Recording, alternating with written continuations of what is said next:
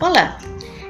Então eu vou tentar conversar um pouquinho com vocês brevemente sobre o livro indicado para a leitura dessa semana, que é A Mente Influente, o que o cérebro revela sobre nosso poder de mudar os outros, da Tali Sharot. A Tali Sharot, então, ela é uma neurocientista e é a partir da visão dela como neurocientista, ela vai investigar como é que o nosso cérebro reage às informações que recebemos e como é que formamos as nossas opiniões e nos convencemos ou não com base nisso, ok? Ela começa então apontando que todos nós temos em comum a característica de que em determinados momentos nós precisamos convencer os outros de inúmeras maneiras. Seja em relação aos filhos, clientes, alunos, professores, colegas, nas diferentes situações em que nós interagimos no nosso dia a dia, nós precisamos nos expressar, ser ouvidos e mudar a opinião e as ações das pessoas. E um ponto interessante que ela coloca é que nem sempre as pessoas que têm as informações mais relevantes vão ser aquelas que vão ser necessariamente as mais ouvidas, certo? E isso a gente pode encontrar inúmeros exemplos na história e nas nossas próprias experiências pessoais. Aqui, então, eu coloco uma experiência pessoal minha que ilustra bem isso. O meu pai, por exemplo, ele tem problemas de saúde, certo? Ele tem hipertensão, ele tem diabetes, que tem inúmeros problemas que poderiam acarretar em complicações graves para a saúde dele. Ele evita ir ao médico e ele leva pouco em consideração os conselhos e as opiniões médicas. Mas se uma pessoa aleatória, um conhecido, um vizinho, um parente ou que seja o seu Zé do bar, diz para ele que se ele tomar chá de cravo toda 5 para meia-noite, todos os problemas dele estarão curados, ele com certeza vai tentar. Então, por que é que o seu Zé consegue convencer mais do que o médico? Por que é que algumas pessoas conseguem ser mais convincentes, conseguem ser mais ouvidas do que outras? E aí ela vai dizer que a chave para isso está no nosso cérebro, em como o nosso cérebro reage às coisas. Eu já falei um pouquinho da Tali Sharot para vocês, então novamente ela é uma neurocientista, ela é uma autora de vários livros sobre o funcionamento da mente e o comportamento, com base na neurociência, mas ela também tem uma vida pessoal e ela é mãe de 2 crianças. E isso ajuda a explicar uma experiência pessoal dela que ilustra bem o que ela vai querer nos dizer nesse livro. Então, lá por volta de 2015, nas prévias das eleições presidenciais nos Estados Unidos, ela assistia a um debate entre o empresário e homem público de mídia Donald Trump, que vocês já conhecem, veio a ser eleito no ano seguinte, e o neurocirurgião pediátrico Dr. Ben Carson. E durante os dois estavam competindo pela vaga a candidato da presidência pelo Partido Republicano. E nesse segundo debate, o moderador levantou a questão da vacina. A gente já comentou um pouquinho a questão da vacina na semana passada. Eu avisei que eu retomaria o assunto e o assunto chega agora. Nesse debate, o moderador, sabendo que o Dr. Ben Carson era um neurocirurgião pediátrico, ele interroga o candidato para saber se, na opinião dele, Donald Trump, que é essa pessoa pública e que por várias vezes discursou contra as vacinas, associando a vacinação infantil ao autismo, se ele deveria parar de fazer essa associação. Dr. Ben Carson, como um estudioso da área e um profissional da área, falou aquilo que a gente já imaginava, né? Que, segundo as informações das pesquisas que a gente tem, não existe nada que ligue a vacinação infantil ao autismo. Portanto, não faz sentido nenhum que as famílias deixem de vacinar seus filhos. Isso é prejudicial para as crianças, é prejudicial às famílias, prejudicial à sociedade. Nesse momento, o moderador do debate insiste em perguntar se, a partir dessa conclusão, Dr. Ben Carson acredita que Donald Trump deveria parar de falar sobre a vacina, fazendo essa relação com o aumento de casos de autismo.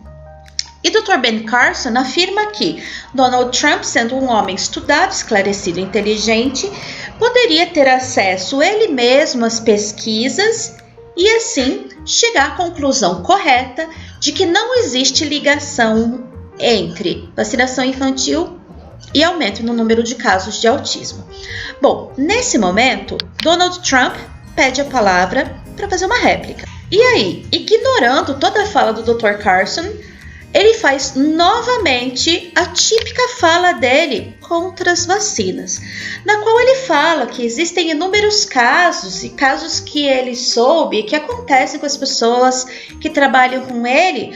Por exemplo, desse bebezinho que era lindo e saudável, em algum momento tomou a vacina e a vacina, tão forte quanto uma injeção para cavalos, fez com que esse bebezinho alegre e saudável, depois de alguns poucos dias, passasse por uma febre muito forte, adoecesse e, bum, em poucos dias ele estaria autista. Ok, esse é o momento em que a gente retorna para a autora do nosso livro, que conta a sua experiência. Ela, como neurocientista e mãe de 2 filhos, já sabia muito bem da questão das fake news sobre as vacinas, sempre vacinou seus filhos e sempre esteve bastante ciente de, concordando com os argumentos do Dr. Carson, que a vacinação infantil não tem nenhuma ligação com o aumento dos casos de autismo. Porém, o que ela relata aqui é que, uma vez que Donald Trump levantou todas essas imagens bastante emocionais, né? Da enfermeira que ia até a criança indefesa com uma injeção para cavalos e deixava a criança doente, né? Mesmo ela sabendo que não existia injeção para cavalo nenhuma, que a seringa era de tamanho normal e que não provocava autismo, toda essa imagem levou a uma alteração emocional nela enquanto mãe, que imaginava os seus próprios filhos naquela situação. Então, a fala do Donald Trump teve um peso muito maior. Por quê? Porque o Dr. Carson apelou ao racional, ao cerebral das pessoas, enquanto Donald Trump apelou ao resto, apelou ao emocional, aquilo que toca profundamente as pessoas, apesar da razão. Ela vai contar ao longo do livro que o medo não é a melhor estratégia para convencer as pessoas, que normalmente a esperança, né, o causar esperança nas pessoas é uma estratégia que tem um impacto muito maior. Porém, o medo é uma estratégia bastante eficiente em 2 ocasiões. A primeira é quando a gente quer causar inação no nosso interlocutor. A gente quer que ele deixe de fazer alguma coisa. E a outra é quando o nosso interlocutor já está ansioso, né? Quando já existe um sentimento de ansiedade. Bom, as duas coisas aqui se casam com bastante facilidade, uma vez que a ideia é fazer com que os pais não deem vacina às crianças, então é a ideia de uma inação, e que todo pai e toda mãe sempre está preocupado com o bem-estar dos seus filhos. Novamente, ela vai retomar a ideia de que todo ser humano precisa se expressar e precisa convencer os outros. Nesse momento, ela vai inclusive levantar uma pesquisa de Harvard que diz que boa parte das pessoas estaria disposta a trocar dinheiro pela possibilidade de que as outras pessoas tivessem acesso às suas opiniões. Então isso deixa bastante claro aquilo que na verdade a gente já sabe. Através de Facebook, Twitter, Instagram, as pessoas adoram expressar suas opiniões, elas adoram ser ouvidas, elas adoram compartilhar informações. Isso fica bastante evidente na modernidade. E aí ela vai dizer que um scanner do cérebro consegue evidenciar o porquê isso acontece, que isso é um mecanismo altamente sofisticado do nosso cérebro que faz com que o nosso ponto de prazer, os nossos mecanismos de prazer sejam ativados quando nós compartilhamos informações e opiniões. Obviamente, não só quando compartilhamos. Então, imagina aquela pessoa, por exemplo, que posta algo numa rede social e depois de não ter interação, né, se ela não teve likes, se ela não teve compartilhamento, se ela não teve comentários, ela se sente embaraçada e apaga essa postagem. Né? Então, só o compartilhar informação, informação ou opinião não é o suficiente. Nós precisamos sentir que influenciamos as ideias e as atitudes das outras pessoas. E aí sim, o nosso cérebro é ativado em seus mecanismos de prazer. Né? Nós temos um grande prazer em ser influenciados, mas o grande erro que nós cometemos é, quando queremos influenciar o outro, pensarmos sempre da nossa perspectiva. Foi o que o Dr. Carson fez. Ele, como médico, foi convencido pelas pesquisas e pelas informações de que não existe correlação entre vacina e autismo. Porém, ele ignorou que o interlocutor dele não pensava da mesma maneira. A maioria das pessoas se deixa convencer muito mais pelas emoções do que pela razão. E essa foi a falha dele, perdendo uma super oportunidade de influenciar positivamente as pessoas e ainda de progredir naquelas eleições. Por essa aula, então, por enquanto é isso. Nós veremos mais 2 capítulos do livro que já foram anteriormente indicados, então nos encontramos nas próximas aulas.